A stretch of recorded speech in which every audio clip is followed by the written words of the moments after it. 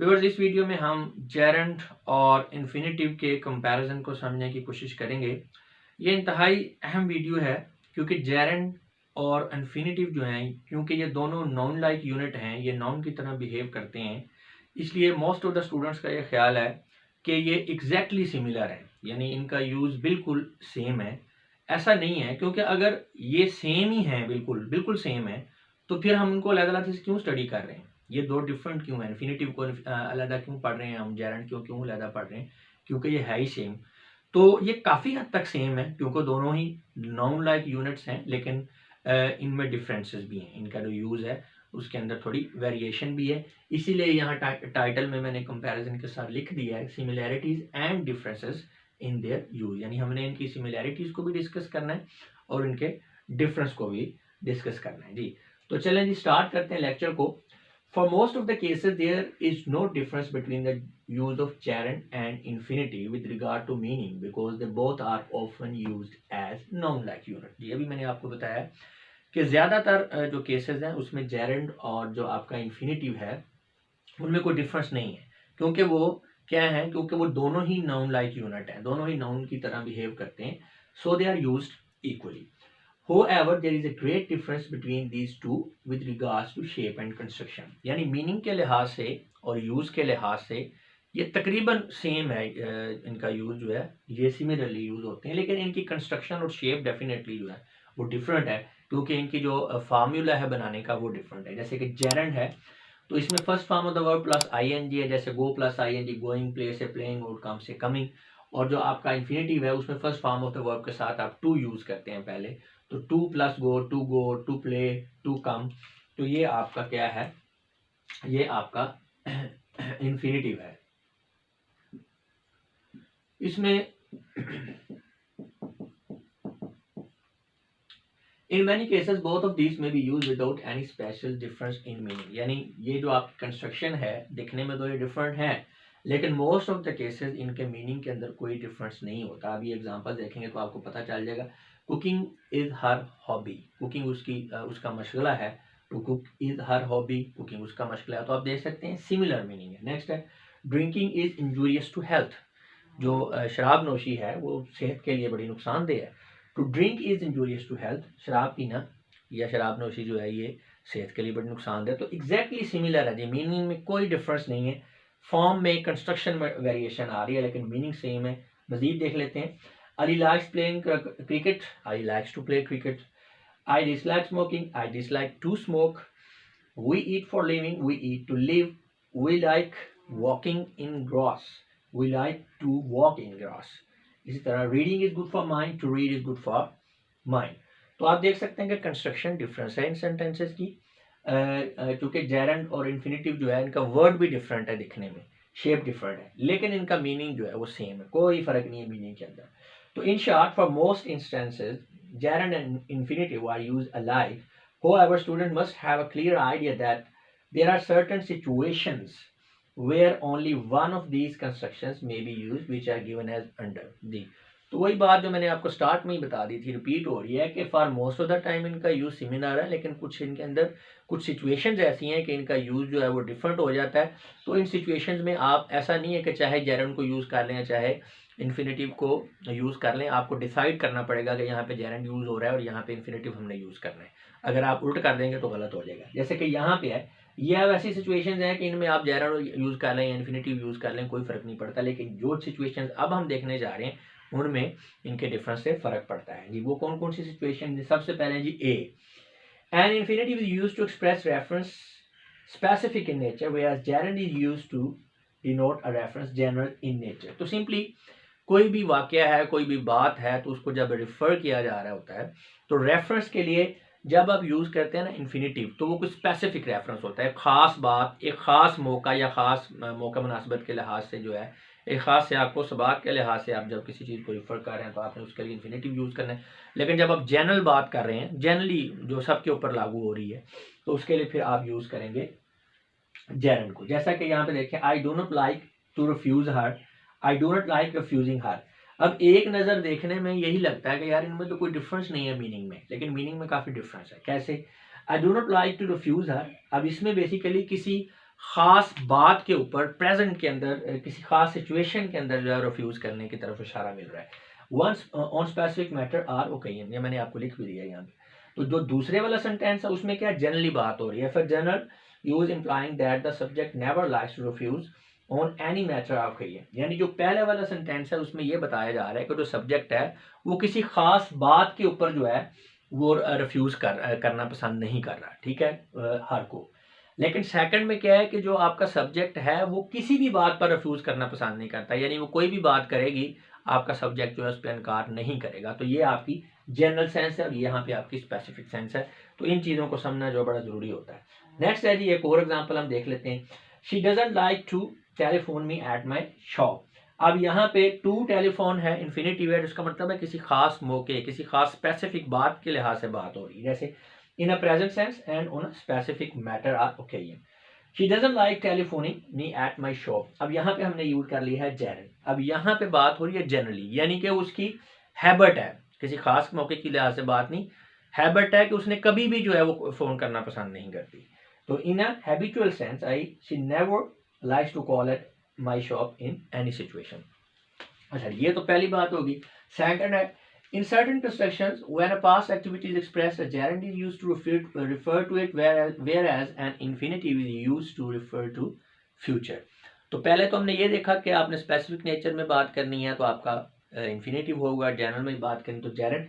इसी तरह अगर आप बात कर रहे हैं, रिफर कर रहे हैं किसी पास्ट हैपनिंग को, पास्ट चीज़ को, तो उसके लिए आप जेरंड यूज़ करेंगे। और अगर आप फ्यूचर आपका रेफरेंस है तो उसमें फिर आप यूज़ करेंगे आपका इन्फिनेटिव। जैसा कि वी रिमेंबर सीइंग देम, हमें याद है उनको मिलना या उन्हें देखना। अब याद है इसका मतलब है बात पहले हो गई है तो उसको याद है ना, आने वाली बात को तो नहीं याद किया जाएगा। इसका मतलब है यहाँ पे पास्ट रेफरेंस है, लिहाजा हमने सीइंग लिखा हुआ है, ठीक है ना। यहाँ पे हमने जेरंड यूज किया है। We must remember to call on them, हमें जो है उन्हें कॉल करना याद रखना चाहिए। इसका मतलब है आइंदा की बात हो रही है कि यानी आइंदा जो है हम इस चीज़ को याद रखेंगे, ठीक है। तो लिहाजा यहाँ पे जो कि फ्यूचर एक्ट की तरफ रेफरेंस मिल रहा है आपको, तो यहाँ पे हमने टू कॉल, यानी हम इस तरह से नहीं करेंगे we must remember calling on them, we must remember to call on them करेंगे तो ये सही होगा। There are certain verbs which are followed only by gerund, like enjoy, avoid, give up. हाँ जी, ये एक ऐसे जो हैं आपके वर्ब्स हैं कि इनके बाद अमूमन जो है वो जेरंड ही होता है। Whereas there are some verbs after which only an infinitive may be used. अच्छा, कुछ verbs ऐसे हैं कि उनमें उनके आखिर में आप infinitive ही यूज़ होगा, ठीक है, ये भी है। उनकी लिस्ट आगे बता देंगे। अब यहाँ पे मैंने आपको जैसे एग्जांपल दी जेरंड वालों में, एंजॉय, अवॉइड, गिव अप। यहाँ पे मैं आपको एग्जांपल दे रहा हूँ, होप है, विश है, etcetera. Moreover there are certain verbs for which only a that clause may be use. कुछ वर्ब्स ऐसे भी हैं जिनके साथ जो है वो दैट क्लॉज ही सिर्फ यूज होगी, ठीक है। तो ये भी आ जाएगा, आगे आपको समझ आ जाएगी इस बात की। नेक्स्ट है, it is an interesting to note that some verbs express quite a different meaning when they are used with gerunds and infinitives. अच्छा, ये बड़ी इंटरेस्टिंग चीज़ है वाकई कि कुछ आपके वर्ब्स ऐसे हैं कि जब आप उन्हें जेरंड के साथ यूज़ करेंगे तो वो कोई और मीनिंग देंगे, इन्फिनेटिव के साथ यूज़ करेंगे तो वो कोई और मीनिंग देंगे। हालांकि एक ही वर्ब है लेकिन उसकी मीनिंग चेंज हो जाएंगे जेरंड और इन्फिनेटिव के साथ। कैसे? जैसे कि यहाँ पे आप वर्ब है मीन, आप सेंटेंस देखते हैं, this means your reaching here on time. अब ये मीन के साथ हमने क्या लगा दिया? जेरंड। तो मीनिंग अब यहाँ पे मीन्स का मतलब क्या बन रहा है? सिग्निफाइज, यानी this means your reaching here on time. तो बात करने का मकसद ये है कि यार इसका मतलब है या ये चीज़ हमें इशारा करती है या ये चीज़ बताती है कि आप टाइम पे जो है ना पहुँच गए। अच्छा, अब दूसरा है, अब वर्ब वही है, I mean to play well in future. अब यहाँ पे टू प्ले आ गया, इन्फिनिटिव आ गया, तो इसका मतलब है यहाँ पे मीन जो है ये सिग्निफाइज के मीनिंग नहीं दे रही। यहाँ पे मीन सिग्निफाइज का मीनिंग दे रहा है। यहाँ पे आप नहीं करेंगे कि I mean to play well in future, का मतलब ये नहीं होगा कि इससे पता चलता है कि आप फ्यूचर में अच्छा खेलेंगे, ऐसा नहीं। इसमें बेसिकली इंटेंट है, यहाँ पे मीन इंटेंट के मीनिंग दे रहे हैं, यानी आप इरादे को ज़ाहिर कर रहे हैं। I mean to play well in the future, यानी इंशाल्लाह मैं फ्यूचर में बड़ा ज़बरदस्त खेलूंगा। आप जो है आप एक इरादा कर, इरादे को ज़ाहिर हो रहा है यहाँ पे। इसी तरह लाइक एक वर्ब है, डू यू लाइक प्लेइंग, क्या आप खेलना पसंद करते हैं। अब यहाँ पे जेरंड है और यहाँ पे जो आपका लाइक है इसका मतलब ये बन रहा है are you fond of playing. लेकिन अभी यही वर्ब है लेकिन हमने यूज़ कर लिया infinitive, would you like to go out for a walk with me. अब टू गो आ गया लाइक के साथ, तो यहाँ पे बेसिकली ये जो लाइक है ये पसंदीदगी की बात नहीं हो रही, बेसिकली यहाँ पे इंटेंशन की बात हो रही है कि यार आप क्या इरादा रखते हैं, आप जाना चाह रहे हैं बाहर या नहीं। अच्छा जी, हो सकता है उसे पसंद ना हो बाहर जाना, लेकिन उस वक्त वो जाना चाह रहा हो, ठीक है ना, तो मतलब यहाँ पे उसकी इंटेंशन की बात है। तो remember, we remember having watch this movie. अब यहाँ पे जेरेंड है, तो यहाँ पे रिमेंबर का मतलब है रिकॉल के सेंस में बात याद आ रही है कि हमें मेमोराइज किया, यानी हमें जैसे पुरानी किसी याद को बंदा ताज़ा नहीं करता कि यार पुरानी बात हमें याद आ गई, तो उसे रिकॉल, रिकॉल के मीनिंग में यहाँ पे आ रहा है remember. You must remember to call him. अब यहाँ पे वही रिमेंबर है, लेकिन यहाँ पे रिमेंबर जो है रिकॉल के मीनिंग में आ रहा है, यानी किसी पुरानी याद को ताज़ा करना है। यहाँ पे रिमेंबर का मतलब है कि मेमोराइज, यानी आपने इसको याद रखना है, भूलना नहीं है किसी को कॉल करना। तो यहाँ पे रिमेंबर आपको दे रहा है कीप इन मेमोरी। तो आप देख सकते हैं कि ये ऐसे वर्ब्स हैं कि इन सेम ही वर्ब है, जब इनके बाद में जेरेंड आ रहा है तो ये कोई और मीनिंग दे रहे हैं, जब इन्फिनेटिव आ रहा है तो इनका मीनिंग चेंज हो जाता है। नेक्स्ट है जी, there are some verbs after which an infinitive without preceding noun is used. डी, तो कुछ ऐसे भी वर्ब्स हैं जिनके बाद जो है इन्फिनेटिव यूज होता है, और उस इन्फिनेटिव से पहले कोई नाउन भी नहीं आ रहा होता, यानी डायरेक्टली उनके बाद जो है इन्फिनेटिव यूज होता है। अब ये मैंने वर्ब्स की लिस्ट भी दे दी है ताकि आपको ये याद रहे, जैसे कि manage, prove, tent, consent, claim, ये यहाँ तक काफ़ी थोड़ी लंबी लिस्ट है, लेकिन इसको याद कर लें। अब यहाँ पे हैव से मुराद यहाँ पे बी ओब्लाइट के सेंस में आ रहा है। गेट का मतलब है रीच द स्टेज ऑफ, और जो लर्न है इसका मतलब है हाउ टू, और प्रिज्यूम का मतलब है टेक द लिबर्टी। तो ये आप ये लिस्ट याद कर लें, इनके बाद में जो है इन्फिनेटिव यूज होगा, और इन्फिनेटिव से पहले नाउन भी नहीं होगा। अच्छा, नेक्स्ट है, it must be noted that there are some verbs in above mentioned list which may be followed by clause introduced by that. अच्छा, या इन्हीं जो ये जो लिस्ट आपको दी है ऊपर, इनमें से कुछ आपके ऐसे हैं वर्ब्स के जो जिनके बाद में एक दैट क्लॉज जो है वो इंट्रोड्यूस हो जाती है, यानी वो उनके बाद जो है दैट क्लॉज यूज होती है, ये आगे देख लेंगे हम। Such verbs include promise, threaten, swear, guarantee, demand, resolve, profess, agree, claim, hope, pretend, determine, arrange, claim, decide। यानी इसी लिस्ट में से ये verbs ऐसे हैं कि जिनके बाद में that clause यूज होती है। अच्छा, ये तो आपको लिस्ट एक नहीं देती ना, यानी इसमें से ये जो वर्ब्स हैं उनमें से ये कुछ वर्ब्स आपको निकाल के बता दिए कि इनके बाद में दैट क्लॉज यूज होती है, लेकिन इनके अलावा जो वर्ब्स यहाँ पे शामिल है ना, उनके साथ भी दैट क्लॉज यूज होती है। वो कैसे?